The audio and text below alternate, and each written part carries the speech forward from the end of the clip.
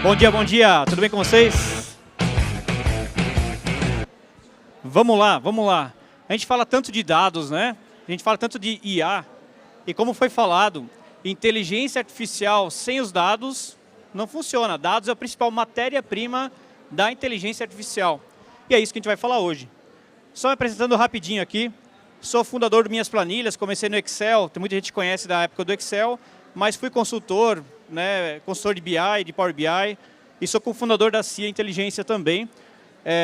Faço consultorias e treinamentos, já formei mais de 10 mil alunos também, e sou professor de pós-graduação da Tetra Educação e da Descomplica também, tanto na parte de BI como IA.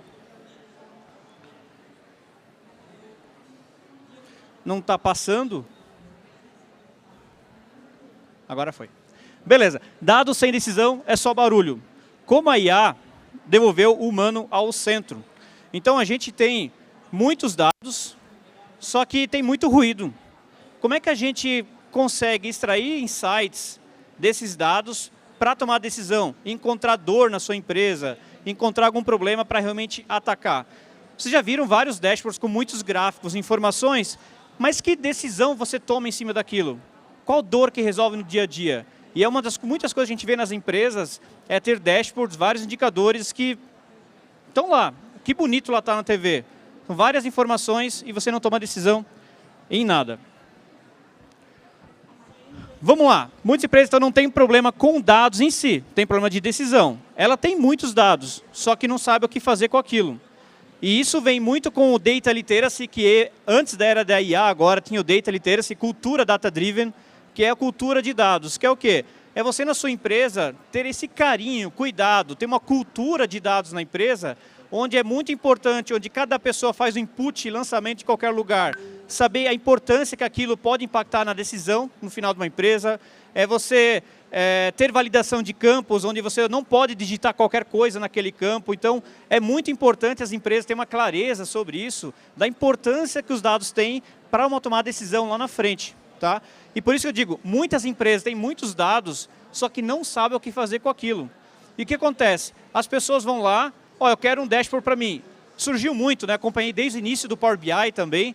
Então o pessoal começava a ver os dashboards na TV e começava a falar, nossa, eu quero um daquele na minha empresa também. Só que só fazia, mas o que você quer naquele dashboard? Aí, não sei, eu achei tão legal. E isso começa então na área de dados já. Então, a empresa não tem uma cultura de dados e já eu quero IA na minha empresa. Muitas vezes, a gente percebe, muitas vezes, não é uma IA, é só uma simples automação. Então, assim, nós temos que ter essa clareza do letramento, da cultura, de saber a importância dos dados antes da IA. Que é fundamental ser os dados organizados antes de tomar a decisão. Já aconteceu de uma empresa que eu quero conversar com meus dados pelo WhatsApp, e ele tem lá um Power BI. Tudo errado, não tem modelagem correta, nome de colunas B001A. Como é que a IA vai saber o que tem dentro de B001A? Então tem que estar lá tudo certinho, modelado certinho.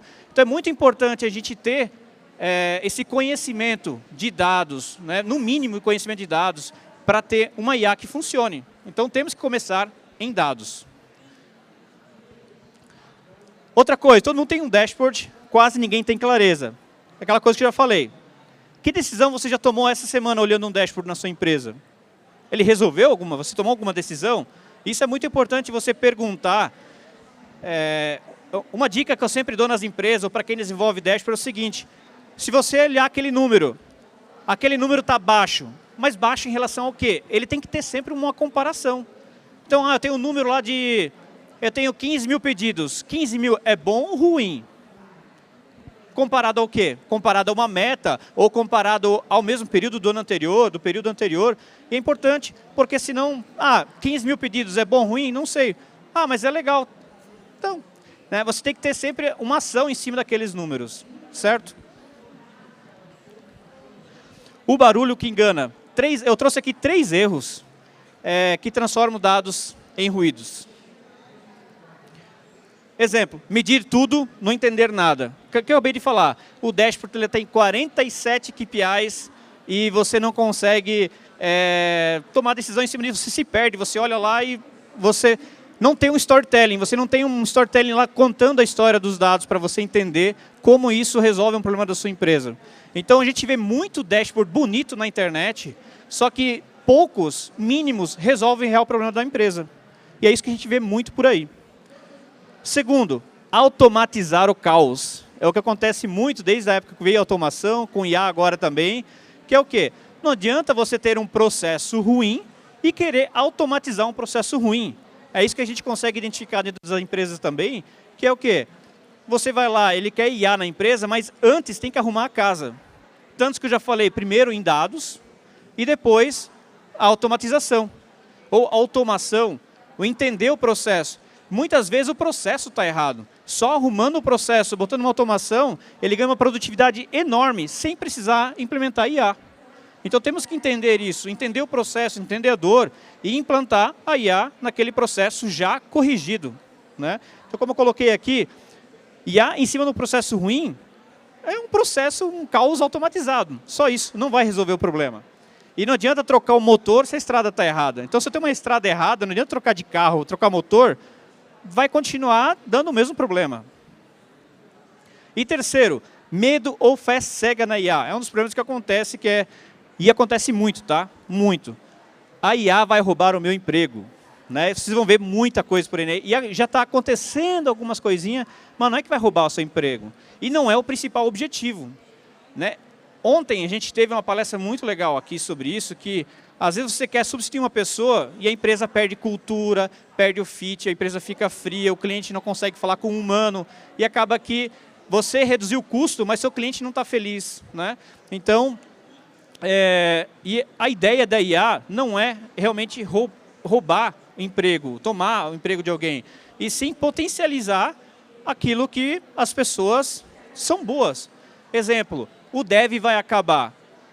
Realmente o dev júnior vai acabar, isso é fato, não tem uma projeção que... Qual que vai ser a evolução do dev? Vai ser um orquestrador de agentes de IA, só que ele vai ter que saber o que a gente está fazendo. Não é uma pessoa, então, não é uma pessoa que não sabe nada de dev que vai orquestrar agentes de IA para desenvolvimento. Não.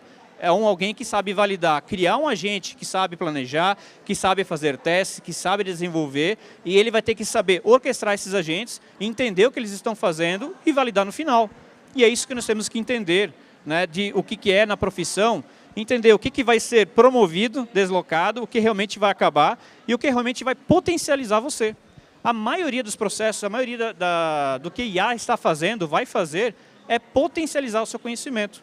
Eu vou falar um pouquinho aqui sobre a parte que eu trabalho muito, que é a parte de Power BI também, na área de dados. Como que, eu fiz um workshop lá, um aluno que fazia projetos menores, ele fazia 2 projetos no mês, pequenos.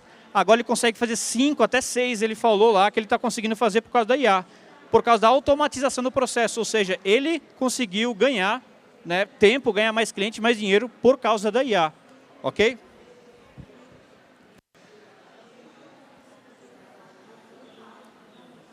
Não tá, aí. Então nós temos que entender que é humano mais é IA, não humano ou IA. É complemento, os dois têm que andar juntos. Não é que eu vou deixar uma IA sem revisão humana. E eu sempre coloco um mandamento em qualquer treinamento que eu falo, em qualquer cliente que é. Nunca confie 100% na IA. Eu estou falando da IA generativa, tá? Não é a IA tradicional. Porque nós temos a IA tradicional e a generativa. A tradicional, ela é determinística. Se eu colocar sempre a mesma entrada, eu tenho sempre o mesmo processo, eu vou ter sempre a mesma saída. Ou seja, ela não vai errar. A IA generativa é não determinística, ou seja, eu posso ter a mesma entrada e ele sempre vai ter uma saída diferente. E aí que ela pode alucinar, pode ter erro. Então, a tecnologia que nós temos hoje, é impossível você garantir 100% de assertividade. A tecnologia não permite. Então, se vocês falar com alguém fala assim, ó, a nossa IA ela não erra, a nossa IA ela não alucina. É mentira, não existe tecnologia para isso hoje. Faz parte da tecnologia, ele não tem como. Existem formas de mitigar um pouco e diminuir a chance de erro. Existem várias formas. Agora, é impossível você garantir 100% que ele não vai errar, tá? Porque a tecnologia ela é assim, ela é aleatória, ela não é determinística. Então, a chance de errar sempre vai ter provável. Então, tudo que você fizer, revisem, ok? Não deixa lá na mão. Por quê? Eu vou falar um pouquinho do framework que eu criei aqui e aí eu vou falar um pouquinho sobre isso, tá? Mas primeiro aqui, ó, onde o humano é insubstituível, que é no contexto de negócio. Ele não entende tanto a história da sua empresa, a paixão, a cultura, como você conhece a empresa e todos os erros que já teve, tantos acertos que não estão nos dados. Né? Então você tem muitas decisões que foram tomadas, muitas escolhas, muitas coisas ruins que aconteceu, ou boas, que não estão nos dados, que está no feeling, na cabeça. Isso uma IA não tem como substituir. Então tem muita coisa que eu sei que eu já errei no passado na empresa, ou que eu acertei, que se eu deixar na mão de uma IA fazer, ele pode repetir algum erro, que você sabe que pode estar errado, mas ele não sabe, ele não conhece a história da sua empresa, coisas que não estão nos dados. Julgamento ético, isso que é importantíssimo falar. Nossa, aí aquela IA é educada, ela não faz... Não, é legal que a gente estava discutindo no jantar hoje, que a IA, ela cumpre a missão que você passar para ela. Se ela tiver que fazer algo ruim para chegar naquela missão, ele vai fazer. Ele vai chegar a fazer aquela missão. Então, nós temos que tomar muito cuidado com a gente chama que ter os guardrails, o que ela não deve fazer, às vezes é mais importante do que todas as regras que ele deve fazer. Né? Então, temos que ter muito cuidado na questão da IA, o que ela deve e principalmente o que ela não deve fazer. Visão de futuro. Então, novamente, se não está nos dados, se não tem a cultura, se não tem ali os dados, ela não sabe o que a empresa quer, o que o dono quer, o que realmente, onde a empresa quer chegar. Então é muito difícil você colocar tudo isso para uma IA decidir. Então por isso que a IA não substitui esses tópicos. Tá? IA não substitui quem sabe fazer as perguntas certas. E saber fazer as perguntas certas é do ser humano. E o segredo para você lidar com a IA é realmente saber conversar, é fazer perguntas certas. E se a gente analisar no dia a dia, em tudo, é fazer perguntas certas que faz a diferença.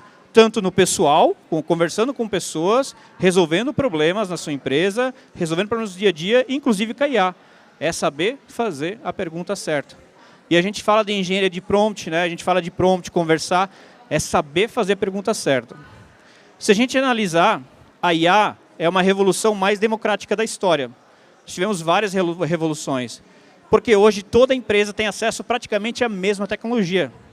Ela está para todo mundo, desde o pequeno à multinacional. A multinacional que eles estão usando tecnologia hoje, muitas delas têm a mesma tecnologia que uma empresa pequena tem.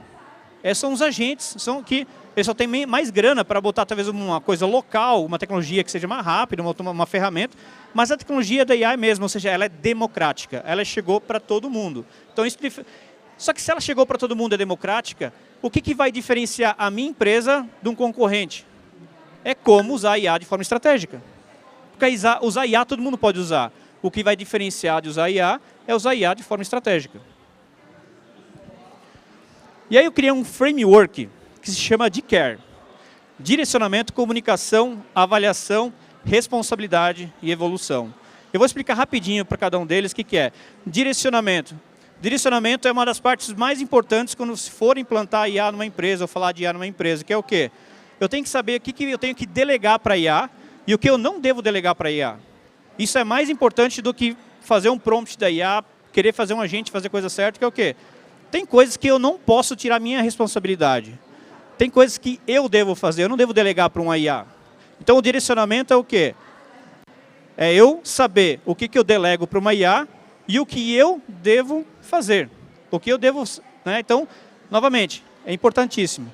Depois vem a comunicação.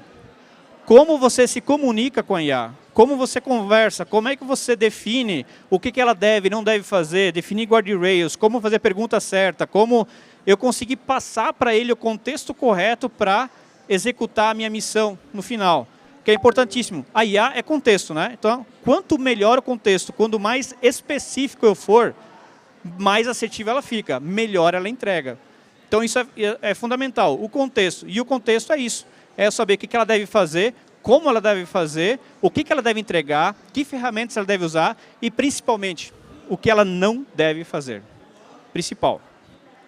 Depois tem a avaliação. Você falou para a IA executar algo que você já decidiu que isso é função da IA. Eu comuniquei muito bem para ela. Novamente, IA ela não é determinística. Ela pode errar, pode acertar, e você tem que fazer a avaliação da resposta dela.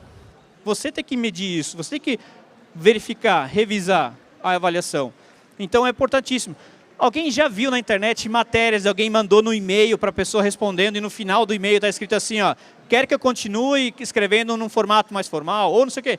E a pessoa copia e cola no e-mail, ela nem revisou a resposta, você pegou o texto e foi. Cara, isso pensa mandar para um cliente isso, que gafe que é, que erro, né? E nós tivemos várias outras de matérias em jornais e tudo mais, com que deu para ver claramente que é IA. Né? Então, a gente já consegue hoje, de forma muito mais fácil, identificar um texto feito com IA e um texto que não é IA. Então, tem algumas características de palavras usadas, aquele hífen maior, né, aquele travessão usado no meio do texto, isso só IA faz. Né? Eu não sei de onde ele pegou esse treinamento de pegar, botar aquele hífen lá no meio, que isso você consegue ver claramente que é uma IA que fez. Né? Depois de avaliação, nós temos aqui a responsabilidade. A IA respondeu, ela fez algo ou executou algo. Quem é responsável? Você ou a IA? Você. Você é o responsável por aquilo que ele entrega. Se ele errou, você configurou mal, ou você não avaliou, você não revisou, sempre é sua responsabilidade. Não adianta dizer que a IA errou. Né? Então nós temos que sempre definir quem é o dono daquilo, quem é o responsável por essa IA e as respostas dela. Ok? Isso tem que ser muito claro. E aí depois vem a evolução. E a evolução entra muita coisa aqui, que é o quê? É você continuar aprendendo, é você continuar evoluindo. Né? A gente nunca viu antes na história que, hoje em dia, a gente vê que eu não posso tirar um certificado e pronto, é isso, eu vou trabalhar naquilo. Cara, é lifelong learning, né? Toda semana tem coisas novas, tem tecnologias novas, e a gente não pode parar. Né? Então, a gente não consegue parar, e a gente sempre tem que estar aprendendo para estar não só as novidades em dia, não é questão de novidades, mas tecnologias, como ela está evoluindo rápido. Coisas que levavam 5 anos para evoluir, 10 anos, agora levam 1 mês, 6 meses. Então, é muito rápido. E é uma coisa que a gente não pode parar. Então, na evolução é você evoluir no processo de implementação de IA no seu agente, na sua empresa, mas também a evolução de você continuar sempre aprendendo, sempre evoluindo. A gente não pode parar. A gente não pode parar. Cada vez tem um estudo novo agora que agora você pode fazer dessa forma. Técnicas de prompts. Né? Então, uma coisa que técnica de prompt lá no comecinho que foi falado, hoje já nem serve mais. Por quê? A IA já está tão bem treinada que ela já está, né, englobando tudo isso dessas técnicas. Então, novamente, por isso que é bom sempre estar estudando e evoluindo. Então, eu gosto muito de falar desse método de care. E os agentes de dados. Eu vou dar um exemplo do que eu uso, que eu até passei no workshop ali, que os agentes que eu criei para uma pipeline completa dentro do Power BI. Eu estou falando dentro do Power BI, nesse caso que eu trouxe algo, queria trazer algo bem específico e que funciona já, que eu já testei e já validei. Então, nós temos um agente orquestrador que ele orquestra todos os outros agentes. O que é orquestrar outros agentes? Então, por exemplo, o analista de requisitos, a gente cria uma pasta lá que toda a transcrição de reunião, ele vai para aquela pasta. A partir dessa transcrição da reunião que eu fiz de levantamento de requisitos com o cliente, ele vai identificar os pontos de dor do cliente. Não só conversa um resumo, mas quais são as dores do cliente e depois dos dados que a gente tem, o que a gente pode, dos dados, conseguir resolver a dor do cliente com aqueles dados que a gente tem. Então, na lista de requisitos, primeiro através de uma transcrição de uma reunião, ele vai levar pontos importantes das dores que o cliente tem e quais métricas que a gente pode usar para resolver aquelas dores. Então, novamente, não é um dashboard cheio de números aleatórios, não, são muitos intencionais, de acordo com o levantamento de requisito do cliente. Depois, nós temos o Power Query Reviewer. Power Query Reviewer nada mais é do que um agente de tratamento de dados, a gente chama de ETL. Né? Ele vai lá só que, nesse caso aqui, é uma coisa muito legal, que cada agente a gente coloca lá que se ele pode alterar ou só visualizar. Então, esse caso aqui ele vai revisar. Ele vai revisar em que pontos? Por exemplo, eu tenho... Isso já aconteceu comigo, né? Eu vou lá, faço um projeto e esqueci de deixar a fonte dinâmica. Eu deixei lá no código o caminho do banco de dados, exemplo. Eu tenho lá 100 tabelas, 50 tabelas. E aí mudou o banco de dados, o caminho dele é o nome do banco. Aí eu preciso ir lá, fonte por fonte, alterar tudo. Pô, manualmente, dá um trabalho gigante, lá no código fica alterando. E se eu criar um parâmetro, eu altero um único parâmetro, ele altera de todas as tabelas. E isso às vezes a gente esquece, quando a gente faz a revisão aqui com a gente, ele vai sugerir para você e depois você pode executar.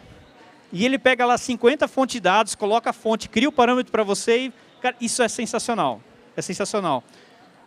Padrões e nomenclaturas. Então, por exemplo, a gente tem padrões de nome de tabela, camel case, nome de coluna, Pascal case, que é nomenclaturas que usam letras maiúsculas, minúsculas, se tem espaço, com hífen, essas coisas assim. Então, ele faz tudo uma revisão para você.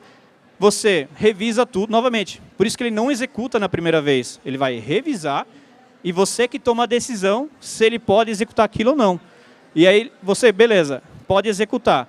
Ele vai renomear tabelas, colunas, vai adicionar a descrição das tabelas e colunas de acordo com o nome, vai botar no padrão de nomenclatura.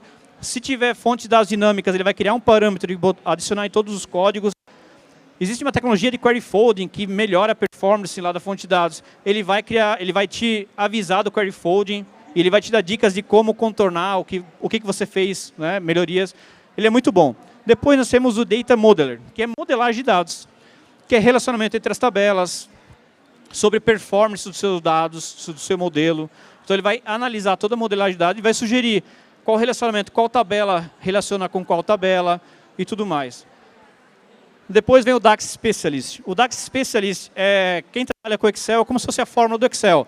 São funções que você cria as métricas para você criar seus dashboards. Então, a soma do faturamento, quanto que eu tenho lá, saldo de estoque, vários cálculos que você faz, que é aqui. Novamente, ele vai criar o DAX, que foi levantado aqui com o analista de requisitos. E todo agente que vai passando, ele vai salvando num arquivo MD, que é o Markdown, tudo que vai indo, ele cria um to-do, ele vai dando um checkzinho em tudo que ele for fazendo, e eles vão consultando sempre os agentes naqueles que eles devem executar. Ele vai criar as métricas aqui. Depois nós temos o Client Presentation, que é o quê? É um rascunho para um cliente. Ó, eu tenho essas métricas aqui, eu levantei isso aqui, ele cria um modelo para você, você pode definir um modelo como você quer, se você quer um cabeçalho, título, se quer num PowerPoint já direto, se quer num Word, como você quer.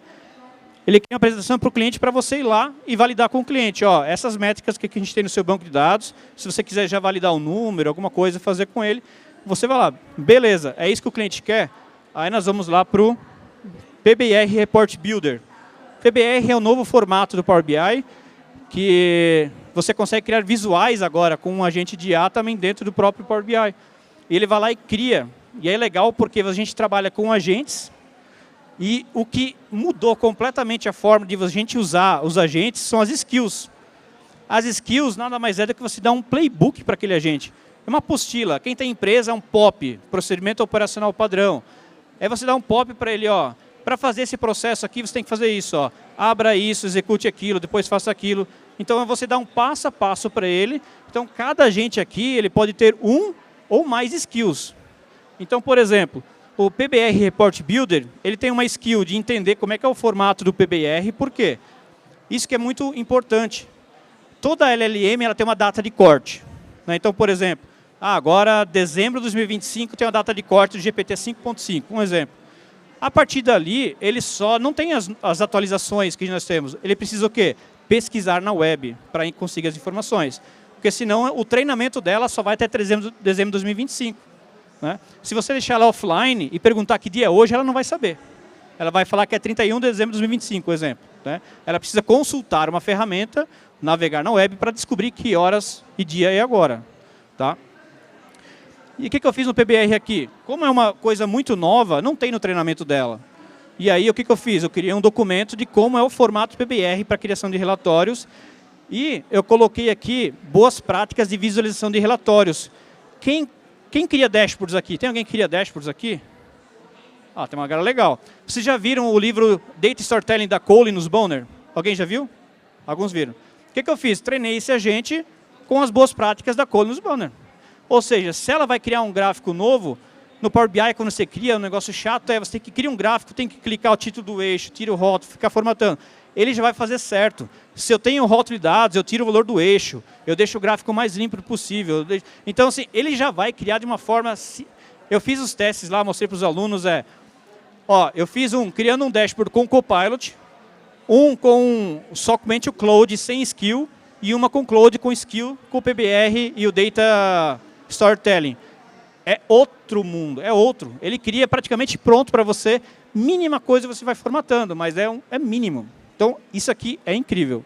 Aí depois nós temos aqui o BI, né, o Question Answer Validator, que ele vai, novamente, tudo que foi executado, ele vai olhar tudo que foi feito no levantamento de requisitos e entender se foi tudo entregue. Do tudo que foi feito, ele vai avaliar, e esse agente aqui vai analisar se foi tudo executado. Depois que está tudo executado, que você aprovou, está tudo ok, e todas as etapas têm o Human in a Loop, ou seja, o humano tem que aprovar cada etapa. Então, logicamente, a gente pode fazer um processo tudo automatizado? Pode. Eu gosto? Não gosto. Eu gosto de sempre, cada etapa, revisar. Novamente, nós somos responsáveis. Então, e se ele errar depois para corrigir é muito ruim, né? Muito mais complicado. Então, eu prefiro sempre, para cada etapa, revisar o que ele está fazendo, permitir ele executar antes dele executar, nessa fase aqui, do que dar total autonomia para ele. Tá? Vai chegar num ponto, talvez, em algum momento, que beleza, ele já está acertando 90%, está melhor que o ser humano. Então, beleza, se ele errar um pouquinho aqui, o ser humano também erra. Então, é aceitável, né? Então, logicamente, depende do que ele pode errar. E aí, no final, tem um documentador. Esse documentador aqui é surreal, porque tem pessoas que fazem projetos, nós temos pessoal de BI ali. Cara, para fazer um projeto de BI, uma documentação, são 30 páginas, às vezes 20 páginas. Imagina você ir lá e descrever, copiar a medida, colar a medida, a descrição da medida, copiar. Cara, dá um trabalho gigante. Tem gente que leva 2 dias para fazer uma documentação, ele faz em 5 minutos. Ele vê todos os metadados do seu modelo, toda vez que ele cria as medidas, ele já coloca a descrição da medida. Quando no início aqui do Power Query Reviewer, quando ele normaliza as tabelas com os nomes, ele já cria a descrição para as tabelas e colunas. Então, já está tudo pronto. E a documentação, e é legal, novamente, é skill.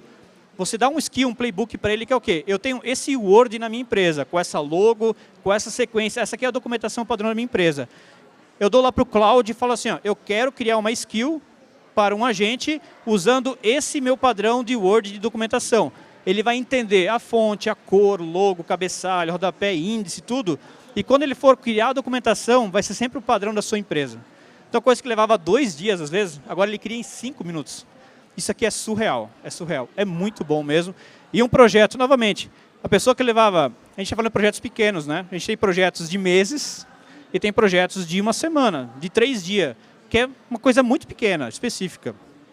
E até eu acho legal uma empresa que é pequenininha, já está atenta a BI, a dados para ele tomar decisão. Eu acho que é muito legal. A gente está criando uma consciência, aumentando o nível de consciência sobre a importância dos dados para a tomada de decisão. Então, basicamente, esse processo todo aqui, eu acho que eu fiz aqui um print, mais ou menos como é que eu configurei no Cloud. Então, lá no Cloud, você cria a pasta agents e cada um tem os agentes. E cada agente pode acessar o quê? Tem uma pasta de skills.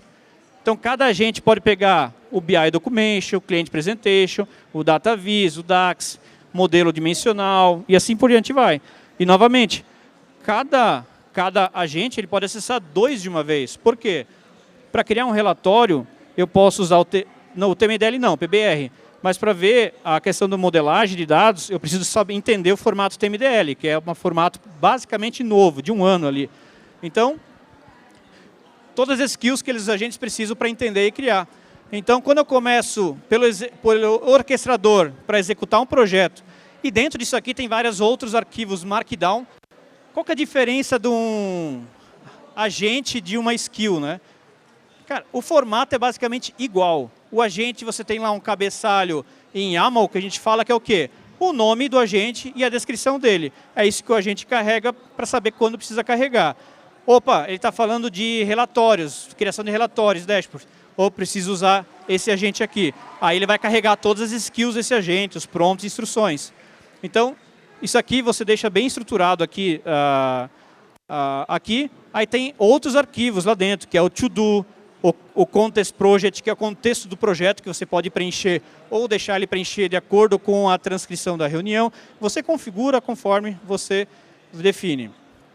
E aí, com isso, você vai definindo os seus agentes. Isso aqui é muito legal. E aí, agradecer a minha palestra que é sobre isso. Make it human, sempre o homem, né, o ser humano junto. E quem quiser conectar comigo, conversar comigo, conectar nas redes sociais, pode me mandar mensagem se tiver alguma dúvida e eu falo com vocês. Muito obrigado pela atenção e obrigado, Gramado. Sensacional, Gerson. Meu irmão, vamos dar tempo para fazer perguntas aqui. Dúvidas, mãozinhas. Alguém quer bater um papo específico? Tudo certo? Tudo certo. Então tá bom. Eu Ótimo. tenho uma, Gerson. Eu tenho uma. Fala. Gerson, eu não tenho esses dados organizados, estruturados. Eu sei que eles existem. Primeiro passo, o que eu faço? Muito boa pergunta. É o diagnóstico, né? É entender aonde estão os dados da sua empresa e muitas vezes isso vem do levantamento de requisitos que eu falei lá. A partir do levantamento de requisitos, um exemplo. Eu preciso calcular o turnover da minha empresa. Mas onde está a base de dados do RH na empresa? Ah, numa planilha. Putz, como é que está a planilha? Vamos botar num banco, ou vamos estruturar a planilha, vamos automatizar o processo para nunca errar o lançamento da planilha. Então, começa pelo levantamento de requisitos e aí vai analisar aonde estão os dados de acordo com o levantamento. Porque eu posso ter dados numa planilha, eu posso ter num banco, eu posso ter numa API da web, eu posso ter em vários lugares. Vai estar distribuído? Vai estar distribuído. Aí, tem várias personas aqui nesse público. Tem o cliente que vai consumir essa automação, tem o empreendedor de IA e talvez tenha aqui alguns executivos de corporates. Dica para quem está precisando agora escolher um bom fornecedor. Boa. É para quem já tem vivência, para quem tem experiência, né? Eu já tenho mais de 10 anos aí na área de dados. Novamente, quando você trabalha com Excel, você já tem a noção de dados, né? Comecei lá com dashboards no Excel, né? Quando eu fazia, já tem que ter muita noção. E entender, conhecer um fornecedor que já tem case de sucesso, né? Que já consegue entregar. Porque geralmente a gente tem que criar também um DW, que a gente chama, né? Um data lake, que for. Novamente, com a internet hoje, você tem que ter um data lake. Só que eles querem empurrar data lake uma coisa não precisa, uma Ferrari onde um golzinho já funciona, entendeu?